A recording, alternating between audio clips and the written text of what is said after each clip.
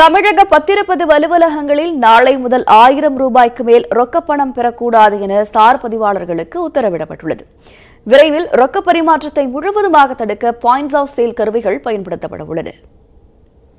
தமிழகத்தில் பத்திரப்பதிவு அலுவலகங்களில் இடைத்தரகர்களை ஒழிக்கவும் ஊழியர்கள் லஞ்சம் பெறுவதை தடுக்கவும் தமிழக அரசு பண பரிவர்த்தனையை கட்டுப்படுத்த ஸ்டார் 2 என்னும் இணையவழி கட்டண திட்டத்தை நடைமுறைப்படுத்தியுள்ளது.